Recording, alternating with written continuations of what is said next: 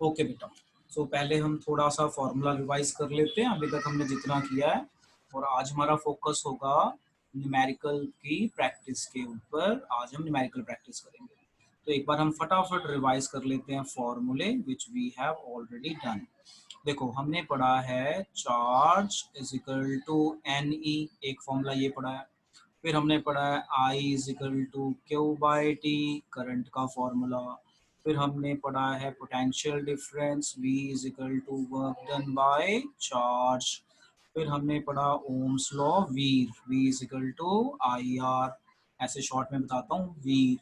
फिर हमने पढ़ा resistivity R is equal to rho L upon A आपका क्रॉस सेक्शन एरिया हो जाएगा। तो अभी तक हमने जितना पढ़ा है उसमें ये फॉर्मूले आते हैं, एक बार फिर से देख लो, फिर हम आज ना न्यूमेरिकल्स करने वाले हैं। Q is equal to N E charge का फॉर्मूला है, और चार्ज की यूनिट कूलम्स होती है। करंट का I is equal to Q by T, और करंट की यूनिट एम्पियर। पोटेंशियल डिफरेंस की unit volt, work done by charge is formula. Ohm's law, V बढ़ाओगे तो करंट बढ़ जाएगा, R कांस्टेंट है फॉर अ वायर। अच्छा, रेजिस्टिविटी का जो फॉर्मूला है R is equal to rho L upon A, rho को अलग कर लो तो रो is equal to R A upon L.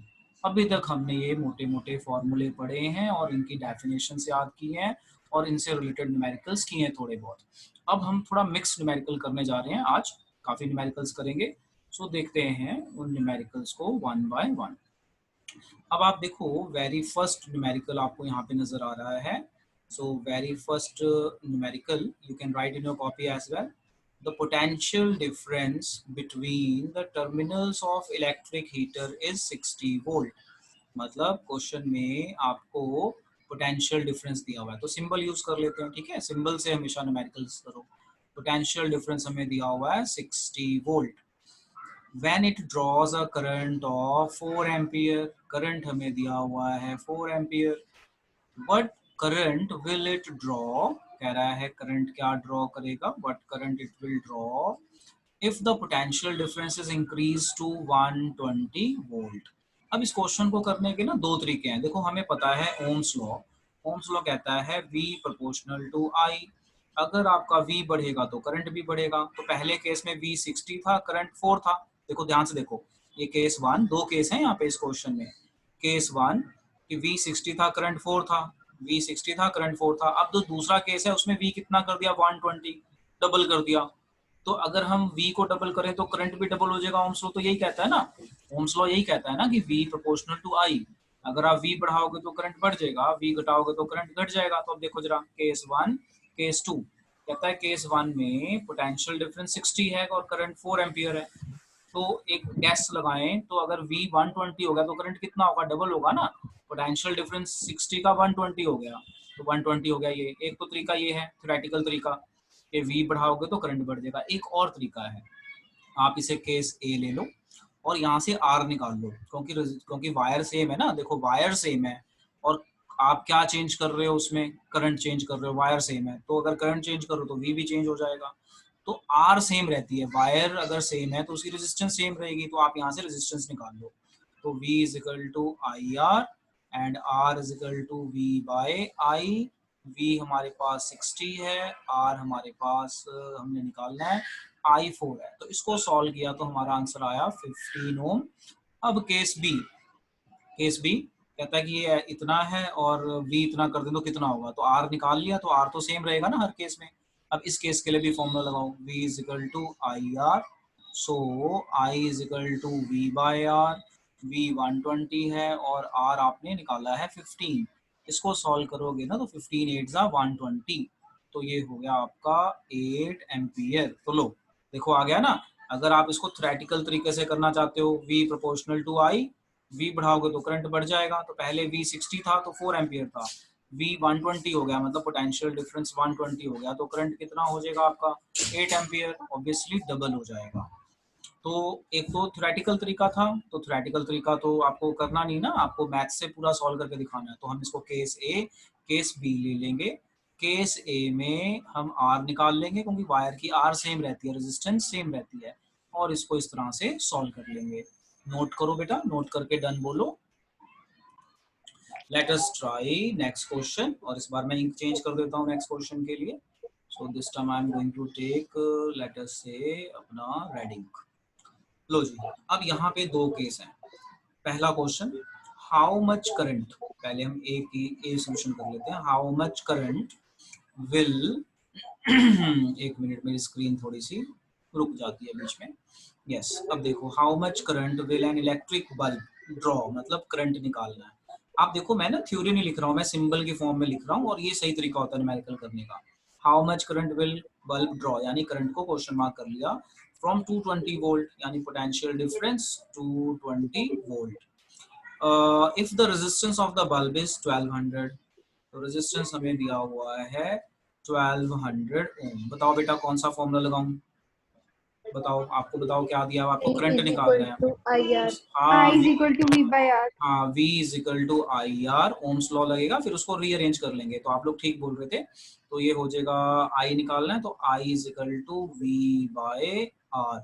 अब V कितना था हमारे पास, 220, R कितना था 1200, तो ये पॉइंटों में आंसर आएगा। तो पॉइंट में देखते हैं, मैं कैलकुलेटर से डिवाइड कर लेता हूँ, जब तक आप डिवाइड करो कितना आता है। अगर मैं 220 को 1200 से डिवाइड करूँ तो मेरा आंसर आता है 0.18। कितना आता है, 0.18। तो पॉइंटों में आंसर आ सकता है, ठीक है, तो पॉइंटों में कैलकुलेशन के लिए तैयार हो जाओ। 0.183 एम्पियर एक्चुअल में ये आएगा। समझ में आया बेटा क्या किया मैंने, समझ में आया, बोलो बेटा। Yes, sir. Yes, sir. चलो अगला क्वेश्चन Yes, अब करके देखते हैं इसका बी पार्ट। चलो अब बी पार्ट कोई एक बच्चा पढ़ो और मुझे बताओ क्या गिवन है, सब नहीं पढ़ेंगे। Let us start from Sanya. Sanya आप पढ़ो, क्वेश्चन पढ़ो, मैं गिवन लिखता हूँ बी पार्ट। हाउ, हाँ जी sir. How much current will wait wait मतलब an क्या निकालना है, वो मतलब क्या निकालना है, current करंट। ओके आगे पढ़ो, an आगे पढ़ो। electric heater coil draw from a 220 volt, यानी 220 volt पोटेंशियल डिफरेंस दिया, कितना दिया हुआ है, potential difference 220 वोल्ट। यूनिट्स देख के 220 पता चल जाएगा। ओके, और क्या कह रहा है, इफ और द, resistance दी हुई है, कितनी है resistance of the resistance, heater कितनी है 100 ohm 100 ओम। चलो फॉर्मूला क्या लगेगा, V is equal to I is R, equal to basic formula IR. लगाना है। तो I is equal to V by R। V कितना है 220, R कितना है 100, ये 0 0, और ये कितना आ गया 2.2 एम्पियर। नोट कर लो बेटा, नोट कर लो। तो हमें ये क्वेश्चन आ गया। अब हम चलते हैं आगे, और ये है, इस क्वेश्चन को ना बच्चे बहुत डिफिकल्ट क्वेश्चन मानते हैं। चलो अब हम इस क्वेश्चन को देखते हैं ये कितना डिफिकल्ट है, ठीक है जी। So students consider this question as a very difficult question. आप इसे कॉपी में लिखिए, आज हमारा जो टॉपिक है यही है, डिफिकल्ट क्वेश्चंस को ही करने का। चलो जब हम इसे करते हैं तो मैं इसको रीड करता हूँ, और आप मेरे साथ में रीड करना और अपना म्यूट रखना माइक। तो ये हमारा क्वेश्चन है, देखो मैं इसको करने जा रहा हूँ ध्यान से। Resistance of metal wire of length 1 metre. अब देखो कह रहा है लेंथ है 1 metre, is 26 ohm, and resistance है हमारे पास 26 ओम एट 20 डिग्री सेल्सियस। तो हमने कोई ऐसा फॉर्मूला पढ़ा ही नहीं जहाँ पे टेम्परेचर यूज होगा, यानी ये हमें कंफ्यूज करने के लिए दिया extra. If the diameter is, तो हमें डायामीटर दे दिया है, कितना दिया डायामीटर, ये दिया हुआ है 0.3 mm होता है मिलीमीटर। तो मिलीमीटर को मीटर में चेंज करोगे ना, तो 0.3 इंटू 10⁻³ मीटर। मिली मतलब 10⁻³ नहीं पता तो याद रख लेना।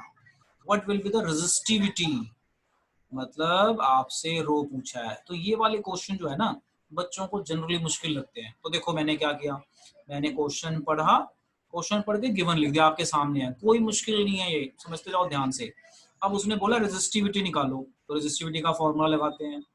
तो रेजिस्टिविटी का फॉर्मूला है R is equal to rho L upon A। तो रो is equal to R A upon L.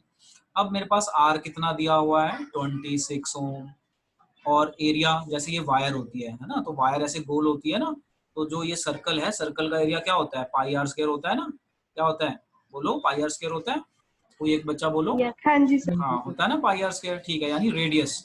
तो डायमीटर को ना रेडियस में चेंज कर लो। तो तो radius is equal to 0.3 divided by 2 into 10⁻³ metre. तो ये बन जाएगा हमारा 0.15 इंटू 10⁻³ ये मैंने निकाल लिया रेडियस, इतना मीटर। अब मैं आगे करता हूँ सॉल्व।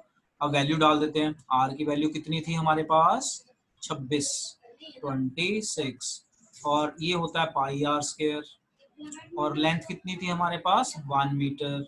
तो 1 मीटर मतलब खत्म हो गया। तो resistivity is equal to 26 into 3.14। ये बताओ 3.14 कैसे आया बेटा, कैसे आया 3.14? पाई की पाई वैल्यू की वैल्यू है, यस। अब आर की वैल्यू कितनी है हमारे पास 0.15 इंटू 0.15 इंटू 10⁻³ इंटू 10⁻³। मुझे ये बताओ मैंने दो बार क्यों लिखा? Sir pi r square square क्योंकि वो स्क्वायर था। अब हम क्या करेंगे, अब आप मुझे ना कैलकुलेटर से मल्टीप्लाई करके बताओ क्या आएगा। 26 इंटू 3.14 इंटू 0.15 इंटू 0.15 इंटू, अगर बेस सेम हो तो पावर ऐड हो जाती है, -6 ओम मीटर। अब इसे मल्टीप्लाई करते हैं, क्या आएगा। मैं भी मल्टीप्लाई करता हूँ, आप भी करो, बताना आंसर सही आया कि नहीं आया। तो 26 इंटू 3.14 को मैंने मल्टीप्लाई किया तो मेरा आंसर आता है 81.64। यानी इन दोनों को मैं मल्टीप्लाई कर दूं तो मेरा आंसर आ रहा है 81.64 इनटू, अब ये 0.15 को मल्टीप्लाई करो, 0.15 इंटू 0.15 ये आता है 0.225। तो इसको अगर मैं मल्टीप्लाई करूं तो ये आता है 0.0225 इंटू 10⁻⁻6 ओम मीटर। अब इन दोनों को मल्टीप्लाई कर लेते हैं, क्या आता है। तो ये आया हमारा 81.64 इंटू 0.0225, इसे मल्टीप्लाई करता हूँ तो मेरा आंसर आता है 8.4 अप्रोक्सीमेटली 1.84। तो 1.84 इंटू 10⁻⁻6 ओम मीटर। ये न्यूमेरिकल ना बच्चों को ज्यादातर मुश्किल लगता है। क्यों मुश्किल लगता है? क्योंकि इसमें ये कैलकुलेशन बड़ी डिफिकल्ट होती है। मैंने आपके सामने करके दिखा दी कैलकुलेशन बेटा, ठीक है। अगर आप करोगे ना तो आपके कैलकुलेटर में आता है 1.8369, तो मैंने राउंड ऑफ करके 1.84 ले लिया। तो ऐसे हम राउंड ऑफ कर सकते हैं, इस तरह से हम राउंड ऑफ कर सकते हैं। चलो इसे नोट करो बेटा, नोट करके डन बोलो, और कोई डाउट है तो बेटा पूछ लो। नेक्स्ट डिफिकल्ट क्वेश्चन पे, तो ये देखो ये रहा आपका next difficult question. Now see, जो अभी हम क्वेश्चन करने जा रहे हैं नेक्स्ट डिफिकल्ट क्वेश्चन। अभी नेक्स्ट डिफिकल्ट क्वेश्चन क्या है, कैसे होगा देखो। ये क्वेश्चन को बहुत अलग अलग तरीके से पूछा जा सकता है, ठीक है। पहले तो हम इस क्वेश्चन को मार्क करते हैं वेरी इंपॉर्टेंट। पहले मैं इस क्वेश्चन को करवाता हूँ, फिर मैं बताता हूँ इसको और किस तरीके से पूछा जा सकता है। तो क्वेश्चन है, अ 4 ओम रेजिस्टेंस वायर, कह रहा है कि आपके पास एक वायर है, ध्यान से समझना। कह रहा है कि आपके पास एक वायर है जिसकी रेजिस्टेंस 4 ओम है, is doubled on it. Doubled on it का मतलब बताता हूँ। डबल्ड ऑन इट का मतलब होता है कि आपने इसको फोल्ड कर दिया। डबल्ड ऑन इट मतलब आपने इसे फोल्ड कर दिया, तो आधी हो गई ना। देखो डबल्ड ऑन इट का मतलब सेंटर से फोल्ड कर दिया। क्या बोला मैंने, कोई एक बच्चा बोले, सामने आप बोलो क्या बोला मैंने। डबल्ड ऑन इट का क्या मतलब है? मतलब सर हाफली डिवाइड कर दिया, फोल्ड कर दिया। हाफ करके फोल्ड कर दिया, ठीक है। ठीक है, कहते हैं कैलकुलेट न्यू रेजिस्टेंस। यहाँ पे रेजिस्टेंस हो गई R equal to rho L upon A, और R की वैल्यू कितनी है 4। समझ में आया ना। मतलब यहाँ पे इस वायर की लेंथ L ले लो और इस वायर का एरिया A ले लो, ठीक है। ऐसे कर लेते हैं कि 4 ओम रेजिस्टेंस है, लेंथ L ले लेते हैं, एरिया A ले लेते हैं, तो R equal to rho L upon A and is equal to 4 ohm. यही हुआ ना, यही मतलब हुआ ना कहने का। अब अकॉर्डिंग टू क्वेश्चन देखो, according to question wire is doubled on it. जब डबल कर देंगे तो न्यू लेंथ कितनी हो जाएगी, एल एन का मतलब है न्यू लेंथ। कह रहा है ना न्यू रेजिस्टेंस निकालो, तो जब मैं फोल्ड कर दूंगा तो न्यू लेंथ कितनी हो गई, पहले वाली लेंथ का आधा, पहले वाली लेंथ का आधा। ये समझ में आया? बोलो बोलो बेटा, ये समझ में आया? Yes sir. अच्छा फिर ये बताओ न्यू एरिया कितना हो जाएगा, ए एन, एन मतलब न्यू, न्यू एरिया कितना हो जाएगा। पहले वायर पतली थी फोल्ड करूंगा तो मोटी हो जाएगी या पतली हो जाएगी, ये बताओ। पहले वायर मोटी थी, हो मोटी हो जाएगी मोटी हो जाएगी। जाएगी, तो एरिया कितना हो गया, एरिया भी कितना हो गया, 2L। डबल, मल्टीप्लाई एरिया भी डबल हो गया ना। अब न्यू रेजिस्टेंस देखो, क्योंकि उसने न्यू रेजिस्टेंस पूछी है। New resistance is equal to resistivity, resistivity same रहती है, upon new length upon new area. इसे इक्वेशन 1 कर लेते हैं, ठीक है, जो यहाँ पे था अकॉर्डिंग टू क्वेश्चन के बाद। अब देखो, अब मुझे ये बताओ, जो आपकी अब न्यू रेजिस्टेंस है, तो रेजिस्टिविटी न्यू लेंथ की कितनी वैल्यू है, कितनी वैल्यू न्यू लेंथ की, जल्दी बोलो। L/2। L/2। और न्यू एरिया की कितनी वैल्यू है, 2A। 2A। अब ये मैथ्स लगाओ, बताओ क्या आंसर आएगा। रो L/2 इंटू 2A हो जाएगा, अगर मैथ्स लगाओगे, बोलो ऐसा हो जाएगा, हो जाएगा ना। अच्छा, अब हम इसको ऐसे लिख सकते हैं, 1/4 इंटू रो L/A लिख सकते हैं इसको कि नहीं लिख सकते, ये बताओ। हाँ जी सर। बताओ, ऐसे लिख सकते हैं ना, लिख सकते हैं बेटा। हाँ जी सर। अब मुझे ये बताओ, रो L/A किसके बराबर है, देखो यहाँ इक्वेशन 1 देखो, R from equation 1 rho L/A is equal to R and is equal to how much, 4 बस। क्या आया new resistance, what is new resistance, 1/4 into 4, 4 cancel, क्या आंसर आया, क्या आंसर आया, 1 ओम। यानी अगर मैं वायर को फोल्ड कर दूंगा तो रेजिस्टेंस कम हो जाएगी। चलो नोट कर लो एंड आस्क मी डाउट। अब देखो, इसी क्वेश्चन को कैसे पूछा जा सकता है, घुमा के या डायरेक्ट। एक तो ये तरीका हो गया पूछने का, एक होता है कि एक क्वेश्चन पूछते हैं, you have a wire of resistance 4 ohm having length A, area having length L, area A, it is folded from half from its folded to make its length half of initial length, ऐसे भी बोल सकते हैं। तो ऐसे बोलेंगे तो पता चल गया। और अगर मुश्किल करना है तो क्या बोलेंगे, double done it, wire is double done it, double done it मतलब फोल्ड करके हाफ कर दिया। एक तो तरीका ये है करने का। अच्छा, इसी क्वेश्चन को और डिफिकल्ट कैसे बना सकते हैं, वो बोलेंगे कि एक वायर है जिसकी रेजिस्टेंस 4 ओम है, लेंथ L है, एरिया A है, उसको हमने स्ट्रेच करके डबल कर दिया उसकी लेंथ, तो न्यू रेजिस्टेंस बताओ क्या बनेगी। समझ में आ गया ना, समझ में आ गया कैसे कैसे क्वेश्चन बना सकते हैं। सो हमारे पास बहुत अलग अलग तरह से क्वेश्चन है जो बना सकते हैं। लो देखो, मैं यहीं पे एक करवाता हूँ ब्लैक इंक से, यहीं पे मैं करवा रहा हूँ, जरा लिखो मेरे साथ साथ इस क्वेश्चन को और खुद करके बताना, मैं आपको टाइम देता हूँ, ठीक है। लिखो, यहाँ पे मैं यहाँ पे इस तरह से ब्लैक मार्किंग कर देता हूँ ताकि आप यहीं पे इस क्वेश्चन को कर पाए। सबसे पहले क्वेश्चन लिखाता हूँ, लिखो क्वेश्चन, लिखो question, a wire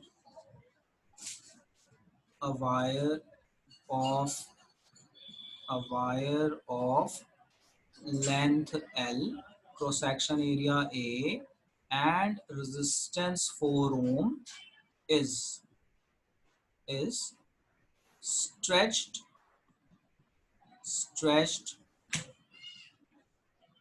double to its length, stretched double to its length. Find new resistance of the wire. चलो, आपको मैंने दिए 2 मिनट, now try to solve it your own, फिर मैं करवाता हूँ। चलो आदित्य, फिर आप बताओ कैसे करें, ट्राई किया होगा आपने, बताओ बेटा कैसे करें। चलो सबसे पहले हम तो फिर हम हाँ, सबसे पहले हम एक फॉर्मूला वायर, लिख हाँ देंगे। ऐसे करते हैं, सबसे पहले हम एक वायर बना लेते हैं, ठीक है। वायर बना ली, उसका लेंथ L है, एरिया A है, रेजिस्टेंस 4 है, तो R is equal to rho L/A is equal to 4 ohm, equation 1, ठीक है। अब हम लिखते हैं अकॉर्डिंग टू क्वेश्चन, ठीक है, लिख लूं according to question. According to question, जो वायर है उसको हमने खींच के लंबा कर दिया, इतना लंबा कर दिया कि वो डबल हो गई। तो अब न्यू लेंथ बताओ कितनी हो जाएगी, 2L। 12 हो जाएगी। हाँ, न्यू एरिया कितना हो जाएगा, A/2, पतला हो गया ना, पहले मोटी थी, खींचोगे तो पतली हो जाएगी, तो पहले का ये। अब न्यू रेजिस्टेंस का formula, R is equal to rho new resistance is equal to new length upon new area, ठीक है बेटा, न्यू एरिया। अब बताओ फॉर क्या मैं डालूं, न्यू लेंथ में क्या डालूं, 2L और न्यू एरिया में 12 क्या डालूं, a/2।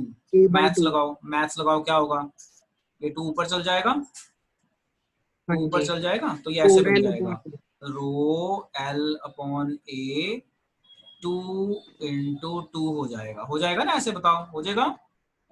Yes, sir. तो मैं इसको रो ऐसे लिख 4L हाँ upon हाँ 4 रो एल अपॉन ए आ जाएगा, इतना आ जाएगा। देखो ये 4 में आगे ले आऊं, कोई दिक्कत तो नहीं ना, बोलो। नो सर अब इक्वेशन No, 1 sir. देखो, अब इक्वेशन 1 देखो, मैं इसको सर्कल करता हूँ।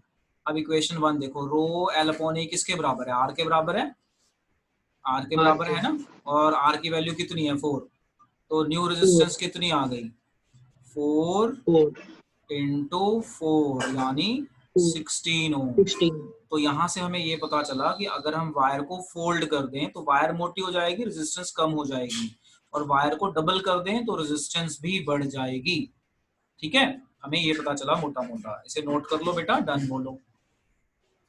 Done, sir. चलो अब हम नेक्स्ट क्वेश्चन पे चलते हैं और देखते हैं हमारा नेक्स्ट क्वेश्चन क्या कहता है।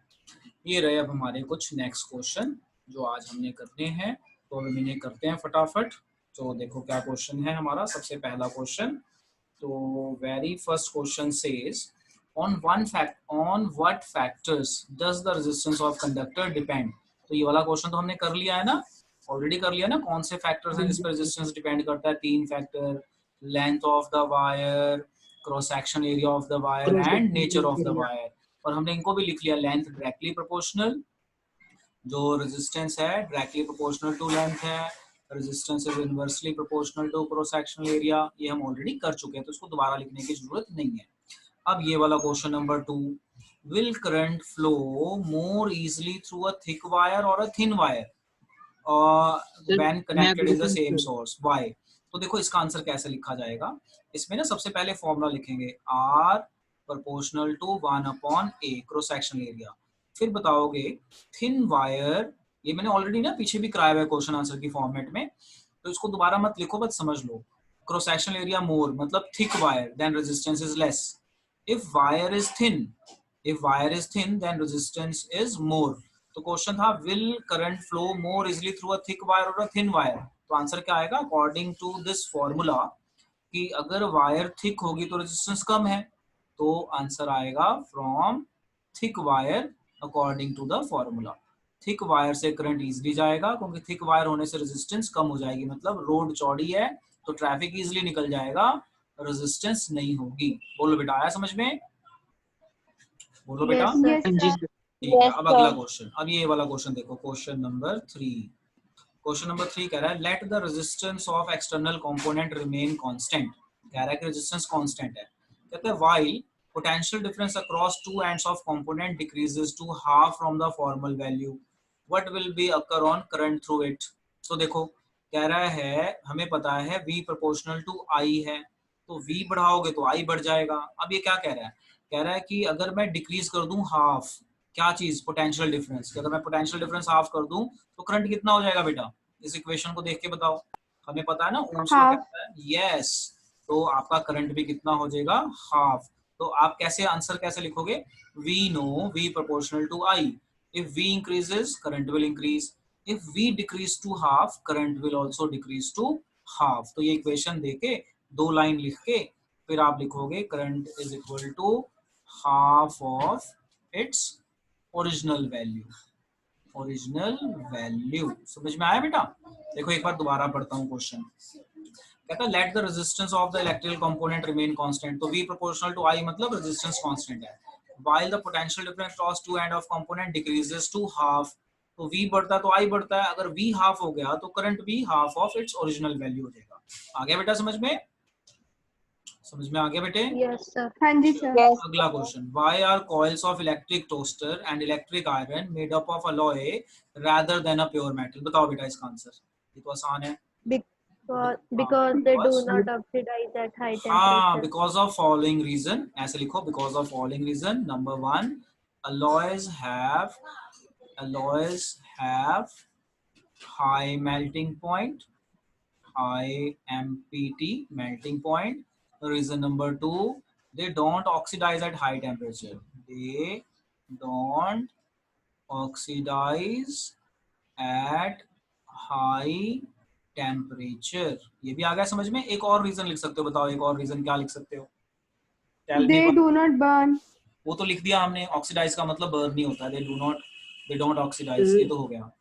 और दे हैव हाई रेजिस्टिविटी, ये भी एक फैक्टर है, दे हैव हाई रेजिस्टिविटी। चलो नोट कर लो ये दोनों, ये तीनों। तो पेपर में अगर आ जाए कि why are coils of electric toaster and electric iron made up of alloy, तो इनका काम गर्म करना होता है, तो अलॉय गर्म करने में माहिर है क्योंकि उनकी रेजिस्टिविटी ज्यादा होती है, मतलब रेजिस्टेंस ज्यादा होती है, ऐसे समझ लो। तो रेजिस्टेंस ज्यादा होगी तो जल्दी गर्म हो जाएंगे, तो हमारा गर्म वाला काम बहुत अच्छे से करेंगे। तो because of following reason, second reason main reason है, because they have high melting point, they do not oxidize at high temperature, they have high resistivity. ठीक है जी, हो गया क्लियर। अब आप देखो ये वाला question, question number 5। Question number 5 का ए पार्ट क्या कहता है? ए पार्ट क्या कहता है क्वेश्चन नंबर? हाँ पढ़ के बताओ मुझे, क्या कहता है क्वेश्चन नंबर का ये ए part? Which among iron and हाँ mercury is better conductor? हाँ, बेटर कंडक्टर कौन सा है? कहता है which among the iron and mercury better. तो हमने वो सीक्वेंस अगर याद की है ना, तो आयरन बेटर आएगा क्योंकि आयरन की रेजिस्टिविटी कम होती है एज कम्पेयर टू मर्करी।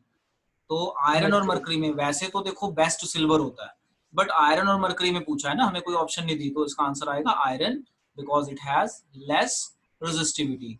तो इस वाले केस का आंसर आएगा iron, because it has less resistivity as compare to mercury, क्योंकि मर्करी बैड में आता है, मर्करी एंड लेड बैड में आते हैं। चलो इस क्वेश्चन का आंसर बताओ, which material is a best conductor? Best, yes, तो बेस्ट कंडक्टर Silver. हमारा हो जाएगा सिल्वर।